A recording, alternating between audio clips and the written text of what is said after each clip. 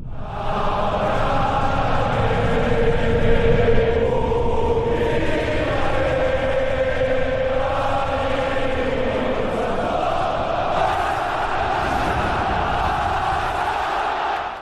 guys, and welcome to another video of FCB Universe. Today we're here to talk about all of the latest news and to keep you updated, so stay tuned. Today's topic is the Barca versus Granada game away from home, a game that came in a crucial time because it was the last game for us before the international break. It was so important to get the 3 points and take 2 weeks off with a peace of mind, but we bottled it and we drew. This is our draw number 3 this season. Clearly there is something wrong, something is just not clicking. Let's talk in details. Let's start with the lineup that started this game. Ter Stegen in goal, a defense of Balde, Cancelo, Koundé and Christensen. In midfield there was Gundogan in the defensive midfielder role, above him Gavi and Fermin Lopez, his first start ever.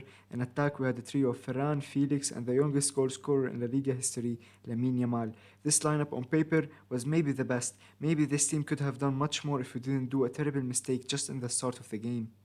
It seemed like we didn't even start the game yet, but in the 18th second, Gavi loses the ball in midfield. 3 Granada players are attacking the spaces. Gundogan fails to tackle the ball, Christensen is just standing there, and Brian Zaragoza scores his first goal. This was terrible. You just can't enter the game like that. We should have been focused since the start of the game. This is the fastest goal that we conceded in history. Last season we were writing history with how powerful our defense was. Now it's the absolute opposite.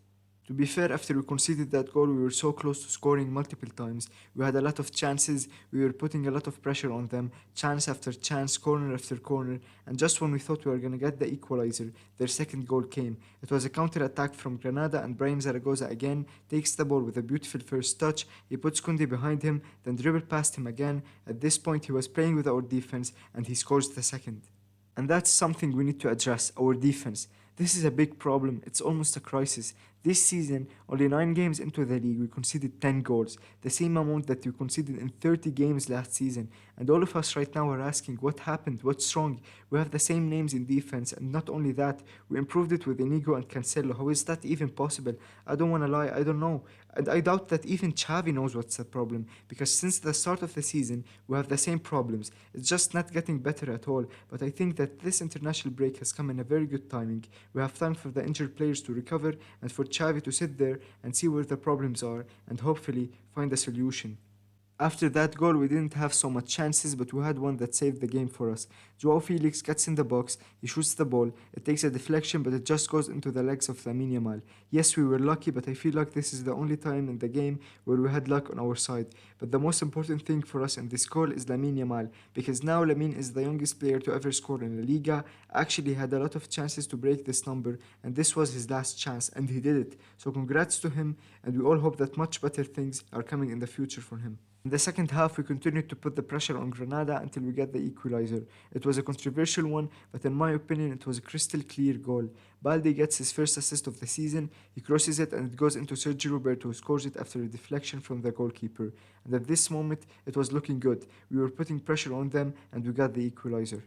And then we scored the winner after a beautiful cross from Cancelo. It goes into Felix, who puts it easily with his head. But again, VAR intercepts into the scene. Joao Felix was absolutely onside, but what actually made it offside is Ferran Torres. He jumps to try and get the ball, but he didn't even touch it.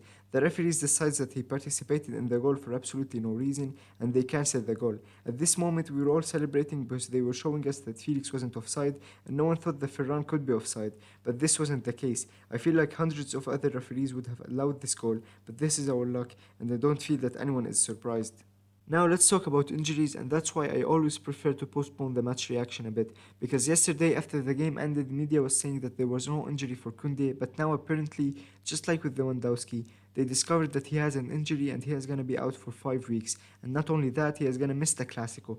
Our best defender since the start of the season was no doubt Koundé, but now we have lost him. Yes, we have a backup, we have Inigo and Alonso can play as a centre back, but that's really hard on the team. 5 important injuries: Lewandowski, Pedri, Koundé, Rafinha and Frenkie de Jong. What a bad luck we have.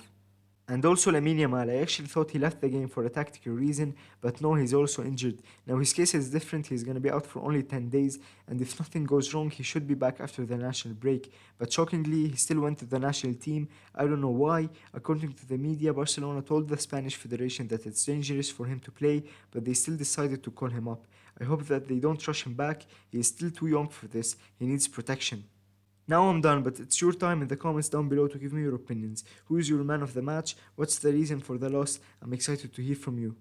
That was it for today's video. If you liked it, leave a like and subscribe to the channel for more videos to come. Follow me on Twitter in the description down below. See you in the next video.